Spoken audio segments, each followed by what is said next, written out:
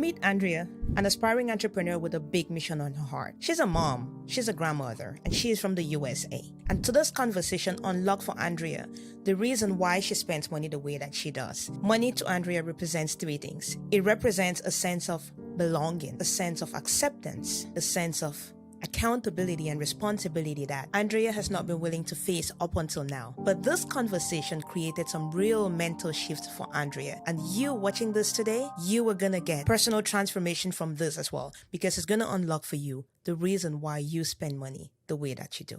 And she said, get this, this, and this, 3 things. Instead of me going and getting those 3 things, I get 6 things. The other 3 she didn't ask for. I just bought them. I'm not gonna charge her for it, and I'm gonna make a beautiful basket. But that's what I do. And my family says, you just do a little bit too much. I always was doing too much. But I think that lends to the place of my identity in belonging or wanting to be loved that comes along with managing money and finances. When I'm doing it, I feel great because they are going to see that I really care and I'm showing love. And that's what I look for. But after it's all said and done, I sit back and reflect, and I don't feel so great because I know at the end of the day that I didn't have to do that to get validation. I didn't have to do that to get love and to belong. I really didn't. Whatever I do, even if it's on a smaller level, I believe anybody and everybody would have said thank you and would have appreciated it. This is the Finance 101 show. Andrea is an entrepreneur based in the USA, and we do belong to the same entrepreneurial community. Right now, today, we're doing something a little bit different. Andrea has graciously accepted to come on here and share a different side of her story and get some help on certain elements that she has on her heart. So, welcome to the show, Andrea, and I'm here to support and serve you. Well, thank you. Thank you so much, Ida. It's been a pleasure just knowing you over the past few months and everything. And so I am honored to be here in your presence to talk to you about finances, which is something that I've shied away most of my life, but it's so needed to have the understanding and education on how to financially equip yourself in life, whatever that it looks like for anybody. Yeah. All right. Let's dive into it. Tell me what's going on. Well, as you told the audiences that I'm an entrepreneur, but I also still in my career. I'm a nurse of 38 years. I'm still at a place in my life where I need my income. I guess my question is that I bring this up is what can I do to help myself to transition out of my career and to be into the business world as an entrepreneur full force without worrying about my day-to-day financial responsibilities? That's a great question. And I think it's something that a lot of people would definitely struggle with and relate to. I've been there, and I think all of this is going to fall under the umbrella of getting yourself ready financially so that you can make the moves you want to make. And it's about looking at your current picture, setting that goal for yourself. What is it you want to do? Having that big why for it, and now working backward from that why. Like, what is it that I need to start to do today to make sure that that goal I'm setting for myself can actually happen? And so I'm going to probably ask you some more personal questions so that we can actually help you in the way that you can be served. That okay with you? That's great. Thank you. Okay. So do you currently do any kind of budgeting? No. Is there a reason for that? Yes. I guess this stems back way back in my life. Being a single mom, 4 daughters, not having any financial support, child support, whatever the case may be. And the way I used to take the money that my income was, allowing me to do, I would just do it. I didn't want to look at the bills. I didn't want to have to worry about what that looked like and what it really meant. Because, when it's written down and it's on a budget, it shows you what you have, what you don't have. I didn't want to deal with any of that. I just wanted to do. By the grace of God, I was able to manage though. I was always able to have a job where I was elevated as far as my income. My kids always had what they needed and wanted. And sometimes that was some of my problem. I gave them more than they wanted than what they needed. It just stems back to my beliefs, my belief systems, and how money wasn't managed around me. I didn't see anybody but one, my sister, manage money in a way. But then the way I saw my sister manage money was not the way that I would want to, because it caused issues in relationships the way she managed money. It came along with the cost of the way she managed, and so forth and so on. So I just wanted to avoid having the stress of thinking about what I didn't have or what I needed and wanted and couldn't provide for. So I just like shut my eyes closed to it. Didn't want to put it on paper. And to be honest, when I finally started doing that, I started to just let the bills just stay over there and pile up. They will come. Now, don't get me wrong, I paid my bills, but Hmm. I didn't look at a strategic way to get it done and save. I never saved money in a point where I have it in abundance right now. I tell people all the time, if I would have been that person way back when, if you would have been there for me a long time ago to teach me how to manage money better and to save money, I'd be a millionaire right now. I'm glad to hear that. You touched on a lot of points there and goes to certain mindset elements, which you clearly mentioned. How do you feel about money? That's a great question. And I've often asked myself that question, and I really haven't gotten to the root of my feelings about money. One thing that I do with money is this: when I have it, I use it and I don't think about it. Whereas I'll put it to you this way: if there's somebody that has money and they are frugal, or they know how to manage the money in a way that they don't overspend, such as you shop according to sales. What's a bargain? What can you get the same item for a less price over here? That's just too much work for me. I just never tried to do that, but I probably should. And so, but if I have money and I want to go buy a gift, I just buy the gift. I don't look at the price. I see I like it, I just get it. If it's 200 and I can get it for 50 somewhere else, I'm not trying to find that avenue. It's just I don't really understand. It's just like money's here for me to just utilize and just use it, and don't try to worry about anything else. Without actually thinking of whether or not you can afford it. If you physically have the money, you just spend it. Absolutely. And think about it after the fact, and then the repercussions come up at me at the end of the day. Okay, example: I am 63 years old, ready to retire, but I have no retirement plan. That's scary for anybody. And I do kind of sometimes feel a regret that I haven't been a better manager of my finances, because God has enabled me to have income and to have it in abundance where I could save. But now I'm in a position to be able to. My kids are grown. I've got 19 grandkids now. But over the years, I used to do the same thing. I help, I give. I help, I give. I help, I give. But I don't help and give in a way to support Andrea for her retirement. That's one of the things that is bothering me right now. You mentioned about your sister, how she handled money and how that impacted the way you chose to handle money. You want to touch on that? How did she handle money? Sure. My sister has always been very mindful of how she spent money, despite how much she has money. She's been positioned in a way where she had real estate, bought and sold property, and she managed her money where she saved it in different areas. Right now, she will go to, where is it? The places that you go that you can get stuff for 25 cents. Like Aldi? Not all these, but Goodwill, Okay, okay, things of that nature. She shops there. okay. Even though she can go into any high class, high ticket store and buy what she wants because she has the money, she chooses not to. And so money to her was different for her growing up. We didn't have much when we were growing up. So she took it in a different sense. But with that being said, she looks at everybody else. Sorry, sister, but you do. You look at everybody else and frown down when they utilize their money the way they want to and not the way she feels that they should. Okay. And how does that make you feel? It doesn't make me feel really good, but after I've gotten older now, watching how prosperous she is and able to do whatever she wants now, I wish I had that mindset back then. Yeah, I really do. Wow. You mentioned being scared, which you probably should be. Do you have debt? No. The only debt that I have is my house and my car.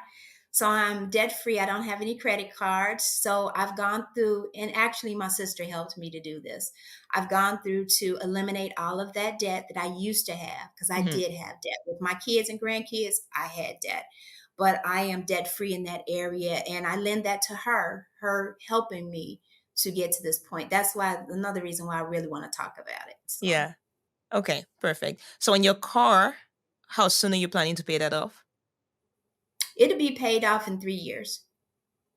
How much do you pay for it on a monthly basis? 536.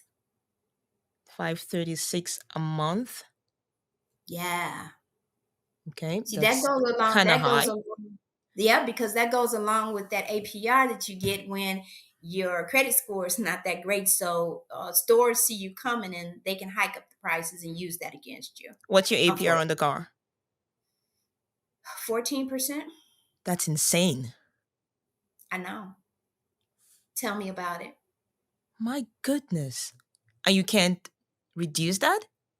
There's no way to No, change it? No. I guess the only way no. to save on that would be to figure out a way to pay off the car faster so you don't have to pay the full interest on the remaining 3 years of the car. Yes. Okay. And for the house, how many years do you still have on it to pay off the mortgage? 27. Because I refinanced.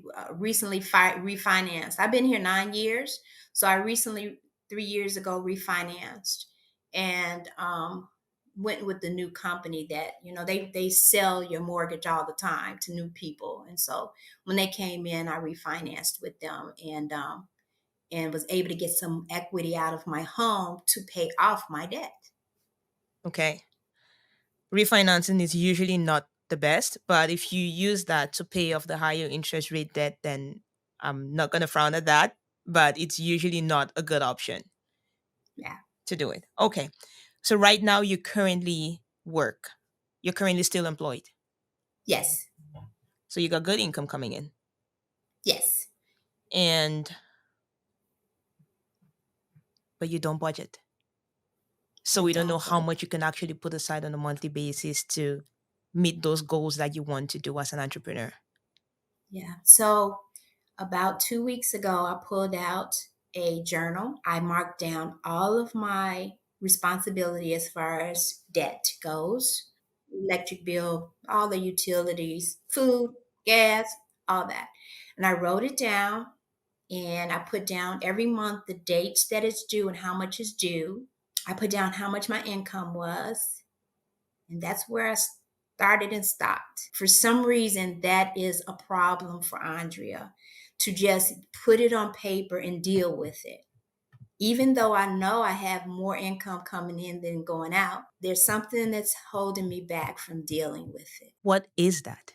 Again, it goes back to whatever is my beliefs that I might not be looking at on a deeper level, and the habits that I have occurred over my lifespan.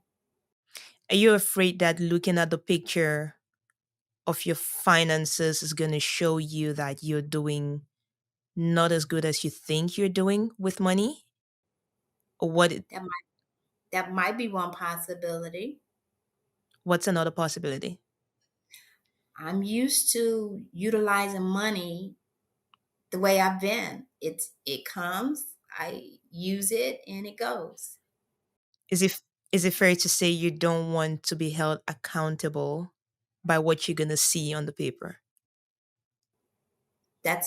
I think that is a good way to look at it. Accountability. It shows that I'm not being accountable for Right. anything. And this is to yourself really because it's about knowing like you can't fix what you can't track. Mhm. And if we're trying to fix this, we need to know what we're trying to fix. So while we're here now, let me be very open and Yeah. honest and transparent right this minute. So my granddaughter had a need. I have a creative mind and I do a lot of party plans and I can create baskets and so short. Anyway, long story short, she has a senior night. She's on volleyball and she has to make the senior basket for her senior co-player. And I said I'd help, right? Hmm. And so she's at school and she said, get this, this, and this, three things. Instead of me going and getting those three things, I get six things. The other three she didn't ask for. I just bought them. I'm not going to charge her for it. And I'm going to make a beautiful basket. But that's what I do. And my family says, you always go above and beyond. You do the most, mom and grandmom. You just do too a little bit too much. But that's the way I raised them too. I always was doing too much. But at the time, it was great because they were kids and they were loving it. But I think that lends to the place of my identity in belonging or wanting to be loved in a sense. Now, I know this is going deep, but if we're going to go there, we have to, because this, I feel like these kind of conversations cracked open why people stay stuck and stagnant and can't move forward in their lives in any area. So that's why I've studied the body, the spirit, and soul as a coach myself. Hmm. And so I'm coaching, I'm getting coached, and I'm learning. And as you're coaching me today, I'm learning a little bit more about myself. And it's bringing up some emotion. It really is. It's stirring the pot here. And so I would have to just say that there's something about belonging and love that comes along with managing money and finances. You hit a lot of personal points there, and I want to go deeper on some of them. Okay. When your kids, when your granddaughter, or when people said to you within your family, you always go above and beyond, how does it make you feel? Well, honestly, when I'm doing it, I feel great because I feel like they are going to see that I really care and I'm showing love. And it's going to be the young lady that gets the basket is going to be so happy. And that's what I look for. Is is that how you received love when you were little? No, no, I didn't have those things. When I was a little girl growing up, everybody on the block, all the girls had a Barbie doll. And you Barbie was didn't? big, and I didn't. Okay.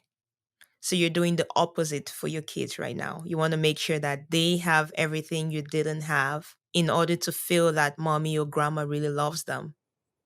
And then you feel good when they say yes. You always go above and beyond. You feel validated in saying, yeah, I'm giving them love the way that I would have wanted to receive love. Absolutely. Absolutely. But how does that make Andrea feel? Not mom or grandma. How does it make Andrea feel? Well, after it's all said and done, I sit back and reflect, and I don't feel so great because I know at the end of the day that I didn't have to do that to get validation. I didn't have to do that to get love and to belong. I really didn't. Whatever I do, even if it's on a smaller level, I believe anybody and everybody would have said thank you and would have appreciated it. And Yeah, that's the one thing that I need to learn. It doesn't have to be grandiose. It doesn't have to be huge and big. And you don't have to go spend all this money to get a thank you. And I am learning that little by little. that's great. It's great that you are on this process, on this journey of being the body, spirit, and soul warrior. So you already have these inner conversations and you know. But there's something actually stopping you from doing what you know. Like you know you shouldn't spend that way because it goes against what you say you want to do in life. You want to not be afraid about money. You want to not be scared about money. You want to be prepared for your retirement, but your actions don't go in line with what you say you want to do. So there's something stopping you from doing that. Yeah. And it again is changing my beliefs about money. Yeah. And I think the scariest part is that transition from coming out of my career into being an entrepreneur, which we all know having your own business and developing and building your own business takes time. It takes a lot of work. It takes a lot of patience, and it takes you not being scared, right? Yes. And if I don't have that in the way, right? If I don't have those tools utilizing them right now, I'm saying to myself, how can I actually become that person as an entrepreneur and utilizing finances and money in the way I need to, that benefits me in the way to help me grow my business? Then I'm in two scary positions. Right. Trying to transition out of the career and going into being an entrepreneur business owner full time is the scariest part of my existence right now. It's very scary, but I have hope. I'm gonna tell everybody right now, I have hope that why I'm doing this podcast with you today is opening up my heart and my mind to all possibilities, and that I can get this turned around like with anything else in life. That's beautiful. My first question to you was, do you currently budget? And a lot of people have negative impression about what a budget is. And I think it's John Maxwell who said this, that a budget is not something that's meant to restrict you. A budget is giving you permission to spend your money. But it gives you the permission to spend because you're spending from a place of knowing, like, I want to spend on these things.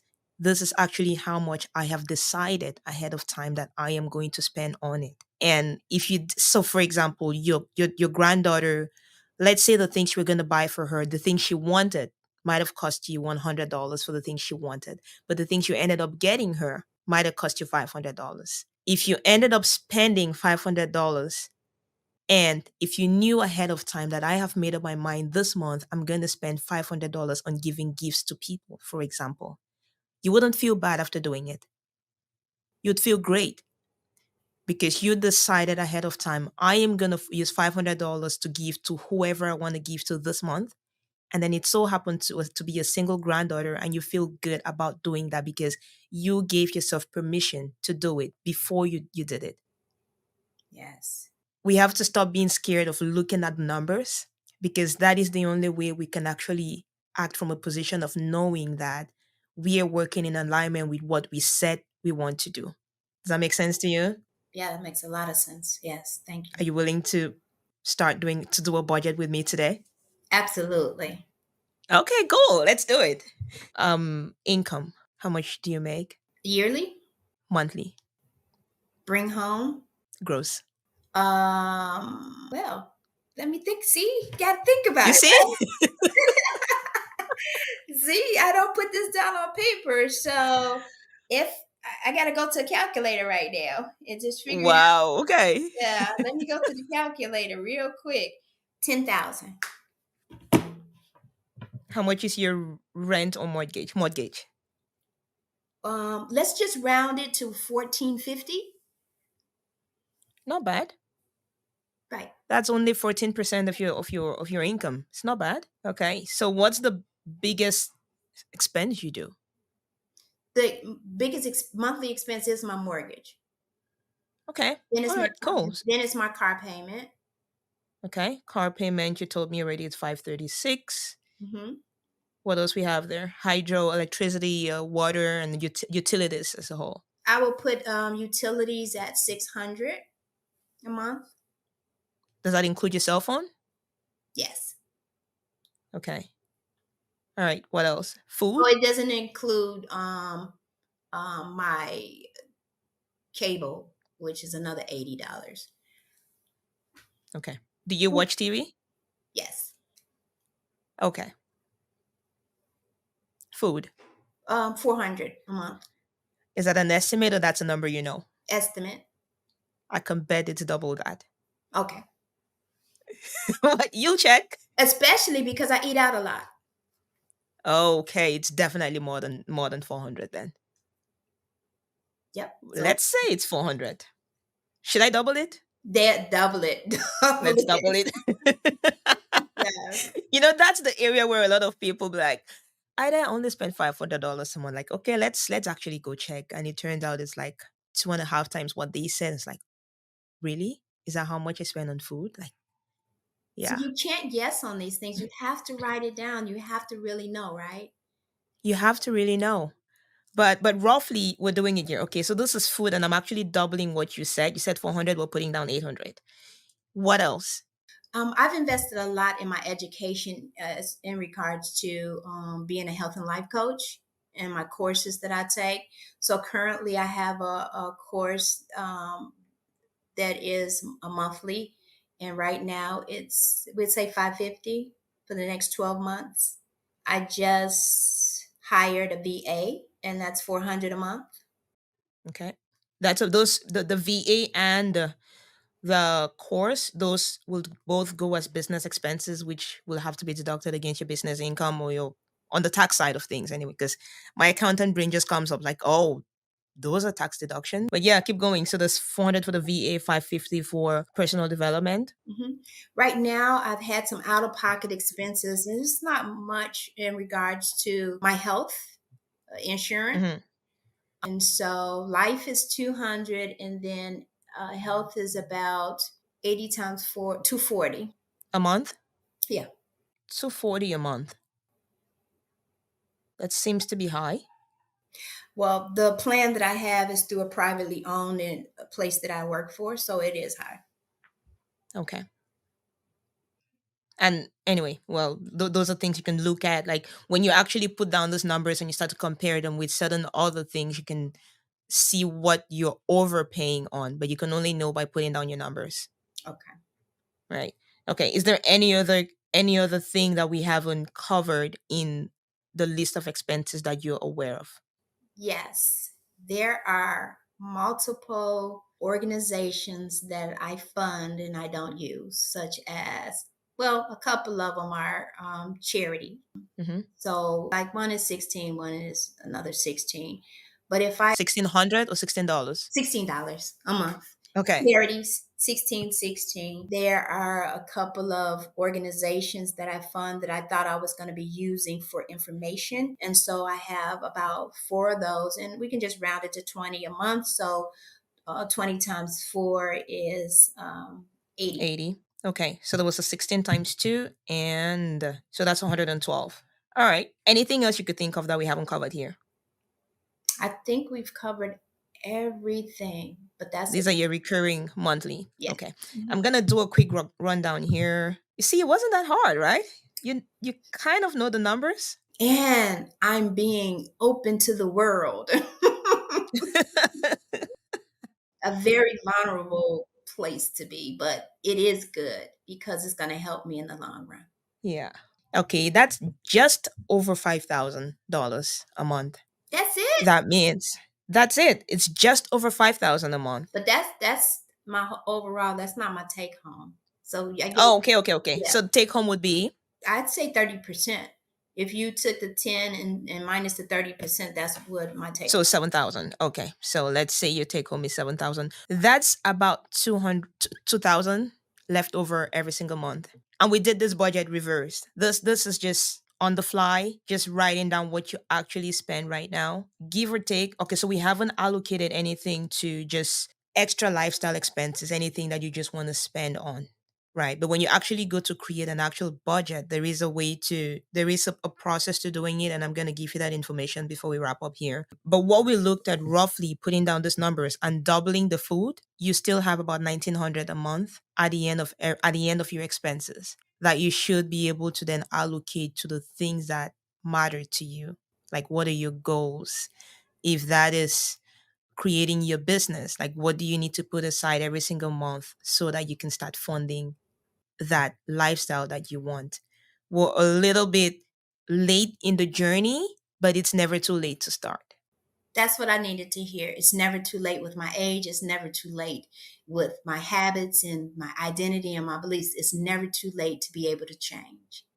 It's never too late. The KFC guy, wasn't he like 75 when he started his KFC thing? So you're a baby. There you go. Love it. Thank you. Right? It sounds more scary than it actually is in terms of looking at your numbers. Now, what story the numbers are going to tell you could be a completely different thing. But like actually putting down the numbers, it's something you just have to do in order to give yourself that information that you need to then make the decisions you want to make. Well, you just helped me today because I've been struggling with this for some weeks now. And I kept telling myself, you need to know, you need to know. But this has helped me to go ahead and say, it's okay because the number you just gave me that's left over, I wouldn't imagine that. I would have thought it was much less than that. Even see how you see. So now you've showed me something that I can really say, okay, now really go look at your numbers. It's not that scary, Andrea. And put them down and see exactly how much you have left over, and then from there plan, right? Right. Yeah. Yeah. And we're gonna take that a step further. So I want you to actually look at your past 3 months of expenses. Credit card statements, bank statements, whatever thing you can put lay your hands on that would show you what you've actually been spending. Pick them up and broadly categorize every single thing you see on them. So I'm sure you would be able to download your statement from your download an Excel maybe from your online banking account, and you just roughly put, okay, restaurant, restaurant, restaurant, or like meals, and you're just putting down the line, and then you can total that and see what you actually spend on each of those things. So you're doing two things. Number one is putting down these actual numbers to see what you think your expenses are and seeing that you should be having 1900 at the end of every month. Hmm. And then you do the second step of it, which is go to the last 3 months of activities on your banking and credit card and just plug in those broad categories of it based on what we have here: utilities, cable, food, um, business expenses, VA, insurance. Put all of those, and you would see what it actually is. Hopefully, it's not so different from these numbers we have here, but at least it's going to tell you what you're spending the 1900 every month on that you currently maybe don't know, but I think you know. It's probably on the extra giving, like you just talked about for your granddaughter. Yeah. And now it becomes a conscious decision. How much do I actually want to spend on giving people every single month? Because if that's core to who you are, we don't want to take that away from you, right? We can't say stop doing this for people because it makes you feel good doing it. You want to do it and you can afford to do it. But it's about how much do I really want to spend on these, and knowing that what you give to your family or friends or that it's not what's going to determine how acceptable or how much you belong. That's not the measure of your love to them. Hmm. If that's what it is, if that's how they decide that Andrea loves us, then that's not a good relationship. Right. Because it's like there's a guilting element to it, like we're gonna love you if you do this for us, but I don't think that's the case. It's It's not. probably just a story you've told yourself, and you think that that is what they need to see that that you love them. But Hmm. when you do it, you go back and you feel bad about it Yeah. sometimes. Sometimes. Yeah. And that's a great point that I really had an aha moment just now, is that if I would have gotten just what my granddaughter wanted me to get and made the basket, it would have been just as great. This Yes. young lady's still going to love it. And it would be all of her idea and not grandma putting spices in it, like, you know what I'm saying? So that Yeah. was my just aha moment. Because when my daughter found out, because she was with me and she said, Mom, you need to take those back. And maybe I will. Maybe I'll just take those back. She hasn't used them yet. No, I just bought them. Ah, okay. Well, now you have the option, right? You know, if you only got her what she wanted, she would still be very happy. That was already a gift from you. She didn't give you the money to go do it. She said, "Grandma, get this for us," and you did. And now it's just the extra step of how much do I really want to spend on this? Having that permission, that budget to go and do it, and then you do it. I like. And now when we figured out actually how much do you have besides just that process of doing the 3 month exercise is going to tell you so much about yourself than you currently know. Okay. It's going to paint a picture for you like, do I actually spend that much on XYZ? And now it you would go through the process of like, but why? Why do I do it this way? I am probably more seeking of acceptance, and I'm using air quotes here, than I realize. So this is a problem I actually have to deal with. Yeah. I have to figure out a different way of expressing love without bankrupting myself, because that's not what matters. That's not how they receive love from me. Yes. Makes a lot of sense. And I'm really enjoying having this conversation today. What's coming up for you? Well, sometimes our minds go back to, I wish I could have had this information and did so many different things. But in the interim, thinking about it, like you said, it's never too late. As long as I have the hope that it's never too late, that's the point of this conversation for me. It's never too late. I can still get this done. Yeah. And once you've created that awareness for yourself and you decide on what your next steps are going to be, your goals are going to inform what those next steps will be. If building the business is the most important thing for you, then you know where to put your money. Alex Omozi, one of the people I really listen to, he talks about if you have a certain amount, let's say you have $500 to spend on something, what's the best investment you can do with that? Is in yourself. It's not in the stock market. It's not in uh, the next whatever big thing. It's in how can I improve me so that I can get an even better ROI, return on investment, on this particular thing. And so it's great you're already doing the courses. It's great you're already doing those little things. Getting a VA that's going to help you to take away some of the repetitive work that you can outsource to somebody. It's great you're already doing those things. But once you've created that awareness and you know what it is that your goals are, it will guide your next steps on where you should be investing the money that you would free up from doing this exercise. Amen. I Amen. believe that. Thank you so much. I'm very honored that you accepted to come on here and share and be vulnerable with us and be an example for other entrepreneurs, because a lot of people struggle with that, and I think we've got something holds us back from seeking out that information that we don't know. So I do appreciate you for doing this. And I thank you for giving me the opportunity because you probably won't know the magnitude that you've helped me today, but you have. And I'm sure that there are other people out there in the world that can contest of how you've helped them. So I thank you, Ida, for all that you're doing and all that you're going to do. My honor. Is there anything else you wanted to let our audience know today? No, I just want to say to remember that it's never too late. It's never too late. Amazing. Thank you so much, Andrea. Oh, man. God bless.